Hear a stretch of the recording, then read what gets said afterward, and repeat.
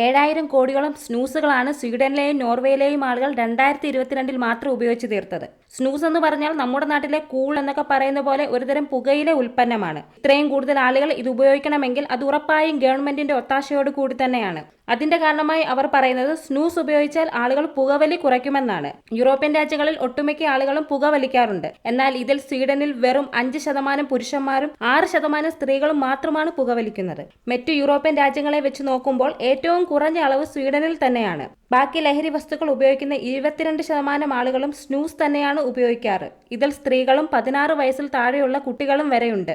സ്വീഡനിലെ ജനങ്ങൾ സ്നൂസിന് അഡിക്റ്റ് ആവുകയും പുകവലി കുറിച്ചതുകൊണ്ടും വർഷം തോറും 3,50,000 ആളുകളെ മരണത്തിൽ നിന്ന് രക്ഷിക്കാൻ കഴിയുന്നുണ്ട് എന്നാണ് യൂറോപ്യൻ രാജ്യങ്ങളായ സ്വീഡനും നോർവേയും എല്ലാം അവകാശപ്പെടുന്നത്. സ്മോക്കിംഗ് ഫ്രീ രാജ്യം എന്ന സ്വപ്നം സാക്ഷാത്കരിക്കാൻ വേണ്ടി തന്നെ സ്വീഡിഷ് ഗവൺമെന്റ് സ്നൂസുകൾക്ക് ഈടാക്കുന്ന ടാക്സ് പരമാവധി വെട്ടിക്കുറച്ചിരിക്കുകയും ട്രഡീഷണൽ സിഗരറ്റുകളുടെ ടാക്സ് കൂട്ടുകയും ചെയ്തു. ഇതിനാൽ തന്നെ സ്നൂസ് പാക്കറ്റുകൾ അധികം വിറ്റഴിഞ്ഞു പോകാൻ തുടങ്ങി.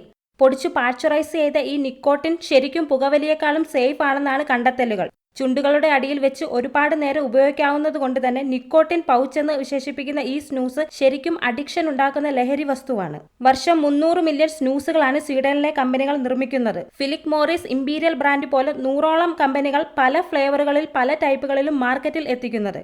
സ്നൂസിന്റെ മാർക്കറ്റ് വാല്യൂ 2022 $2 ബില്യൺ ആയിരുന്നു. എന്നാൽ 2029 ആവുമ്പോഴേക്കും മാർക്കറ്റ് വാല്യൂ $17 ബില്യൺ എത്തിയേക്കുമെന്നാണ് വിലയിരുത്തലുകൾ. നമ്മുടെ നാടുകളിലെ വെജിറ്റബിൾ ഫ്രൂട്ട് മാർക്കറ്റുകൾ പോലെ സ്വീഡനിൽ സ്നൂസ് വിൽക്കാൻ മാത്രമായി സ്റ്റോറുകളുണ്ട്.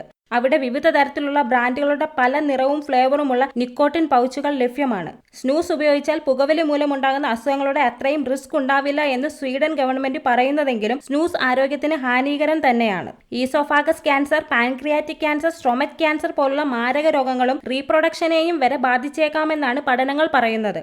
സ്വീഡനിലെ ഈ നിക്കോട്ടിൻ പൗച്ച് പോപ്പുലർ ആയത് 200ഓളം വർഷങ്ങൾക്ക് മുമ്പാണ്. 16-ാം നൂറ്റാണ്ടിൽ ഫ്രഞ്ച് ഡിപ്ലോമാറ്റായ ജീൻ നിക്കോട്ടിൻ അദ്ദേഹത്തിന്റെ ഗാർഡനിൽ പുകയില നട്ടു വളർത്തിയിരുന്നു. പുകയില ഒരുതരം മെഡിസിൻ ആണെന്ന് അറിയാവുന്ന അദ്ദേഹം അതിന്റെ ഉണങ്ങിയ ഇല പൊടിച്ച് ഫ്രാൻസിലെ ക്യൂനായ ക്യാദറിന് നൽകി. മൂക്കുപൊടിയോ ഉപയോഗിക്കാവുന്ന തരത്തിലുള്ള ഈ പൊടി ശരിക്ക് രാജ്ഞിയുടെ രൂക്ഷമായ തലവേദന, അതായത് മൈഗ്രെയിൻ, മാറ്റാനായിരുന്നു. സ്നഫ് എന്ന പേരിലായിരുന്നു ഈ പൊടി അറിയപ്പെട്ടിരുന്നത്. പുകയില അഥവാ ഈ ടൊബാക്കോ പൊടിയിലെ കെമിക്കൽ ഉണ്ടാക്കുന്ന ലഹരി ആളുകളുടെ ശ്രദ്ധ പിടിച്ചുപറ്റി. അന്ന് ഫ്രാൻസിൽ ഉയർന്ന നിലയിലുള്ള ആളുകളായിരുന്നു കൂടുതലും ഈ പൗഡർ ഉപയോഗിച്ചിരുന്നത്. ഈ പൊടി പ്രശസ്തമാക്കിയത് ജീൻ നിക്കോട്ടിൻ ആയതുകൊണ്ട് തന്നെ ഇതിൽ അടങ്ങിയിരിക്കുന്ന കെമിക്കൽ നിക്കോട്ടിൻ എന്ന പേരിൽ അറിയപ്പെട്ടു. സ്നഫ് എന്ന ഇംഗ്ലീഷ് വാക്ക് സ്വീഡനിൽ സ്നൂസ് എന്നാണ് അറിയപ്പെടുന്നത്. അങ്ങനെയാണ് കൂൾ പോലിരിക്കുന്ന ഈ പാക്കറ്റിന് സ്നൂസ് എന്ന പേര് വന്നത്.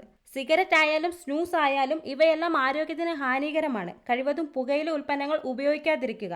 വീഡിയോ ഇഷ്ടമായെങ്കിൽ മറക്കാതെ ലൈക്ക് ചെയ്ത് ചാനൽ സബ്സ്ക്രൈബ് ചെയ്യുക.